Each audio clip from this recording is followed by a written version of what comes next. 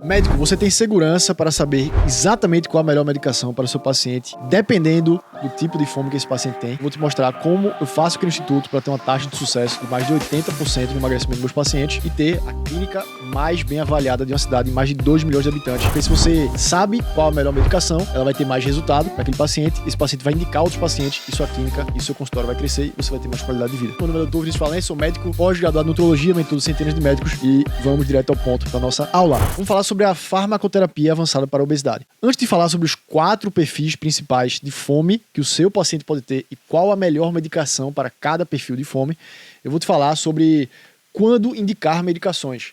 Porque muitos médicos ficam se perguntando, né? Vinícius, eu tô com um paciente que quer emagrecer, mas eu não sei se eu deveria usar medicação com ele, se eu deveria só fazer dieta, só treino.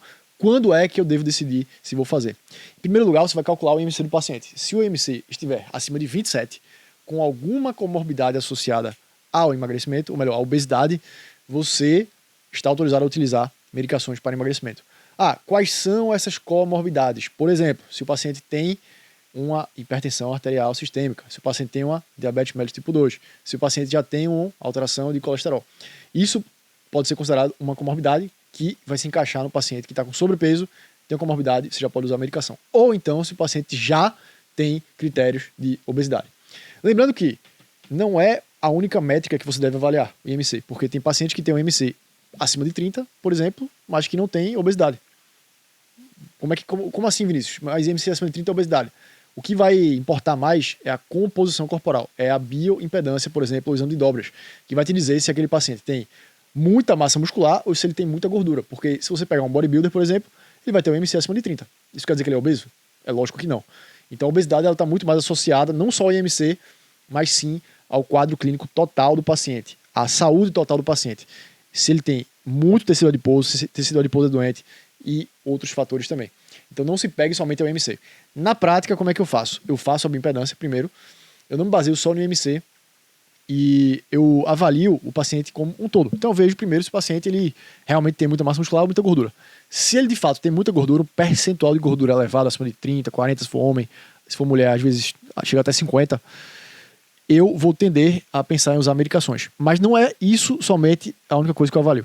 Eu avalio também se o paciente tem, por exemplo, sinais e sintomas relacionados a o que alguma medicação pode ajudar. Então, exemplo, se o paciente não sente muita fome, então talvez não faça sentido, mesmo que ele tenha um sobrepeso, um percentual de gordura elevado, eu utilizar uma medicação para emagrecimento. Porque grande parte tem um efeito anorexígeno, um efeito de redução da fome. Então, vale avaliar o quadro clínico do paciente, vale avaliar a bioimpedância para que você consiga ter certeza de qual medicação você vai utilizar nesses 4 perfis de fome. E aí eu sempre considero 5 fatores para utilizar alguma medicação. O primeiro fator são as contraindicações e efeitos colaterais. Então, avaliar primeiro se aquele paciente tem alguma contraindicação. Exemplo, o paciente tem histórico de carcinoma medular tireoide. Você pode utilizar análogos de GLP-1? Não. Outra coisa, eficácia do fármaco. É óbvio que eu vou tender a utilizar fármacos mais eficazes, fármacos que têm mais resultado de perda de peso, como por exemplo, hoje em dia o Mounjaro, ele é famoso por dar muito resultado. Benefícios adicionais, então se o paciente tem também uma diabetes tipo 2, eu vou tender a usar, por exemplo, um ISGLT2, que ele vai ajudar também na perda de peso, um pouquinho, né, um benefício discreto, mas também vai ajudar na diabetes. Preferência do paciente, doutor, eu não consigo me aplicar, eu tenho medo e tal, então vou usar medicações por via oral.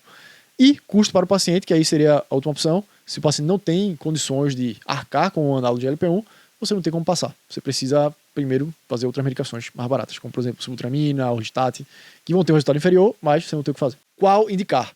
Nesse estudo aqui, que é o mais importante da aula, ele fala assim, fenótipos biológicos e comportamentais elucidam a heterogeneidade da obesidade no ser humano e ajudam a direcionar a farmacologia para acelerar a perda de peso. Ou seja, a depender do tipo de fome do paciente, determinadas medicações vão ter o melhor resultado.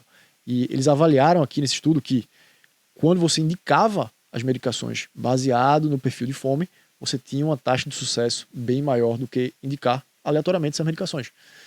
E são 4 perfis de pacientes que foram mapeados nesse estudo e cada um vai ter uma medicação específica. Exemplo, eu vou te falar aqui. Hiperfágico, que é o chamado hungry gut. O que é isso? É aquele paciente que ele tem muita fome durante as refeições. Então ele vai almoçar, ele não consegue almoçar uma saladinha com frango, ele tem que almoçar um prato gigantesco de pedreiro. Ele tem que almoçar aquela montanha de feijão, arroz, carne. Às vezes ele nem sabe o que tem naquele prato, de tanta coisa que tem. Ele só tá comendo ali, nem sabe o que tem.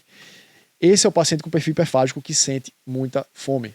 Ele tem um distúrbio de saciedade, ou seja, o estômago dele esvazia rápido. E por isso que ele já busca depois uma nova grande refeição. Não é geralmente o paciente que tende a ficar beliscando durante o dia, né? Comer um biscoitinho aqui, comer um cafezinho aqui com açúcar, não sei o que.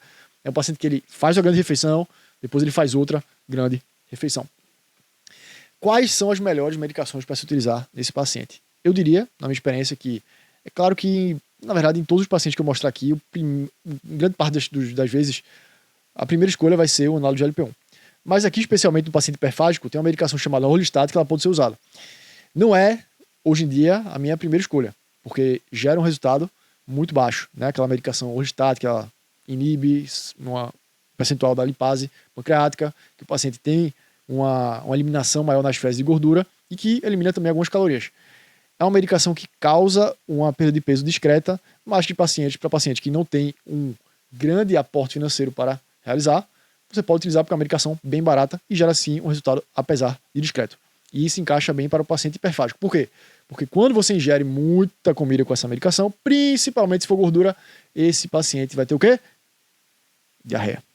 E ele vai ficar educado, ele vai ser educado, na verdade, pela medicação a não comer tanto. Porque quando ele come muito, ele tem diarreia.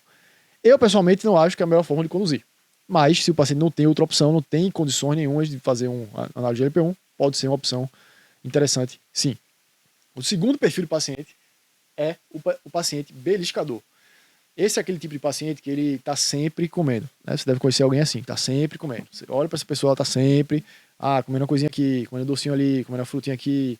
Ela sempre está comendo durante todo o dia. Não é geralmente uma pessoa que faz grandes refeições, mas sim uma pessoa que faz pequenas refeiçõezinhas durante o dia todo. Esse aqui é um distúrbio chamado distúrbio de saciação, que é uma dificuldade de interromper as refeições.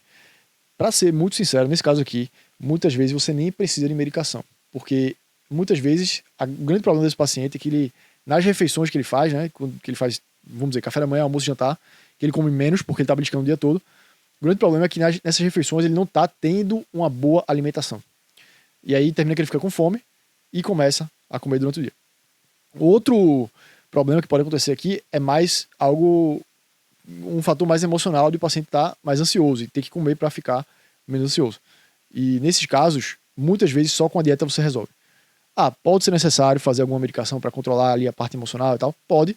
A bupropiona pode ser uma boa opção nesse caso aqui, com naltrexone, né, com Contrave. Mas, em geral, nesse tipo de paciente, eu tento primeiro a modificação do estilo de vida sem medicações. Geralmente é o paciente que tem mais o perfil de falso magro, que tem um percentual de gordura alto, que tem uma massa muscular baixa, né, na bioimpedância. E nesses casos, eu gosto bastante de começar somente com a modificação do estilo de vida. E se não funcionar, eu penso em fazer alguma medicação. Próximo perfil de paciente é o paciente hedônico, que é o paciente comedor emocional, aquela pessoa que adora comer quando está ou triste ou feliz, né? Tudo é motivo para comer, né? Ficou triste, eita, vou comer. Ou melhor, tô feliz, ganhei na loteria, vou comer. Tô triste, perdi na loteria, vou comer. Então, aquele paciente que ele come, tudo é motivo para comer. E tem 5 alimentos que reduzem a vontade de comer doce nesse paciente. Brigadeiro, pudim, sorvete, chocolate, doce de leite. Brincadeiras à parte, é um paciente que é bem comum, tem 3 subperfis. Pausa de 10 segundos e voltamos pro vídeo. Se você está gostando do conteúdo e puder compartilhar com um colega médico seu, ou até 2, ou até se você for uma pessoa ótima, compartilhar no seu grupo de pós-graduação esse conteúdo ajudaria demais, porque vai me impulsionar a cada vez criar conteúdos melhores para vocês. De volta pro vídeo. O primeiro subperfil é o paciente compulsivo, que tem mais predomínio de ansiedade, compulsão alimentar, e aqui você tem várias opções para utilizar nesse paciente. Por exemplo, eu gosto muito de utilizar, acredite se quiser, os análogos de GLP-1. Semaglutida, liraglutida, o próprio Mounjaro, né, que também, além de ser análogo de GLP-1, ele também atua no receptor GIP. Por quê? Porque essas medicações também agem no sistema nervoso central. E vão ter uma ação também de redução do apetite hedônico, do apetite emocional, principalmente em pacientes mais ansiosos. Isso é muito favorável para esse paciente, né? Porque eles muitas vezes têm ansiedade, mas muitas vezes não querem tomar um antidepressivo, não querem tomar um Venvance, por exemplo. Nesses casos, eu gosto muito de utilizar análogo de GLP-1. Vinícius, mas meu paciente ele tem uma ansiedade muito forte, eu não consigo controlar só com análogo de GLP-1. E deixando claro que análogos de GLP-1 não são medicações para ansiedade, mas na minha vivência aqui no consultório, né, são milhares de atendimentos, eu vejo de fato que melhora sim o fator emocional da alimentação, porque o paciente ele perde um pouco a vontade de comer alimentos muito palatáveis. Isso é uma coisa que você vai ver muito na prática. E inclusive um PS aqui, um adendo aqui, também em relação à bebida alcoólica. O paciente usa análogo de GLP-1, ele vai reduzir a vontade de beber álcool também. Super comum e super interessante para emagrecer também, né? Quanto aos ISRS, os inibidores seletivos de recaptação de serotonina, são medicações que vão ter um efeito de perda de peso dentro de 6 a 12 meses. Fluoxetina, sertralina, enfim. Depois disso, vão tender a gerar o ganho de peso. Então são medicações que, se você vai começar, você não pode manter por tão longo prazo assim. Fazer mais curto prazo ou até médio prazo ali, 6 a 12 meses. E o Venvance, Vinícius? O Venvance é bom? O Venvance pode ser interessante, lembrando que a resposta é muito individual. Tem paciente que usa o Venvance e realmente piora a ansiedade. Tem outros que melhora porque reduz a fome e o paciente tem aquele alívio ali da parte do comer emocional relacionado à ansiedade. Mas vai depender muito de cada perfil do paciente. Muitas vezes, sinceramente, você precisa testar também e ver o que o paciente se adapta melhor, porque cada pessoa se adapta diferente. Nem sempre você vai conseguir prever. O segundo subperfil é o comedor noturno, que tem um aumento de apetite, principalmente à noite. Aqui uma medicação útil, chama-se topiramato, que é uma medicação que tem um efeito GABAérgico relaxante à noite, principalmente para paciente que tem aquela insônia noturna, que gosta de comer muito à noite. Essa medicação vai ajudar a relaxar, tirar um pouco a fome, principalmente de alimentos palatáveis, e vai ajudar, inclusive, em alguns casos, a dormir melhor. E em terceiro lugar, o paciente depressivo, uma grande medicação para esse paciente depressivo é a bupropiona. Eu gosto muito, por quê? Porque, diferente dos ISRS, que vão tender a controlar a ansiedade e até controlar a depressão, a bupropiona ela controla muito mais os sintomas depressivos, porque tem um efeito dopaminérgico e noradrenérgico. Isso vai controlar o efeito depressivo.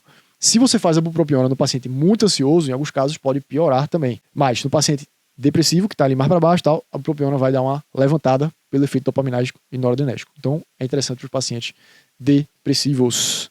E por último, temos o perfil que é mais raro, mas que pode aparecer também, que chama-se queimador lento, que vai ter uma taxa metabólica basal menor, reduzida, vai ter maior índice de sedentarismo e baixa massa muscular. Esse aqui é aquele paciente que seria o equivalente à obesidade sarcopênica, que é bem difícil de tratar. Paciente com muita gordura e baixa massa muscular. O que é que eu vou fazer nesse paciente? Primeiro, eu vou perder gordura ou ganhar massa, porque se eu tenho déficit calórico, eu vou perder massa. Se eu tenho superávit calórico, posso ganhar massa, mas eu vou talvez ganhar gordura também. E o paciente já está obeso. Por isso que é tão difícil de tratar esse paciente. O que geralmente se faz nesse paciente é o tratamento concomitante. Então você vai fazer um déficit calórico leve para gerar uma perda de gordura. Você vai estimular muito a musculação e o ganho de massa magra. Algumas vezes o tratamento hormonal é necessário, principalmente em mulheres ali para pós-menopausa, por exemplo. Homens que estão com hipogonadismo, você pode precisar fazer isso. Até a própria obesidade pode causar o hipogonadismo, que é a chamada síndrome MOSH, hipogonadismo secundário à obesidade. E por isso que, nesses pacientes, você tem que ter muito cuidado. É raro de aparecer, ainda bem, porque é difícil de tratar, mas se aparecer, vai te dar trabalho. E aí, cabe a você realizar o tratamento bem detalhado desse paciente. Muitas vezes, como eu falei, você pode combinar até análogos de GLP-1 com um tratamento hormonal, muitas vezes, se o paciente realmente for sarcopênico e realmente hipogonádico também, você pode precisar combinar terapia hormonal com a terapia medicamentosa. Colega médico, se você gostou desse conteúdo, clica aqui para se inscrever, ativar o sininho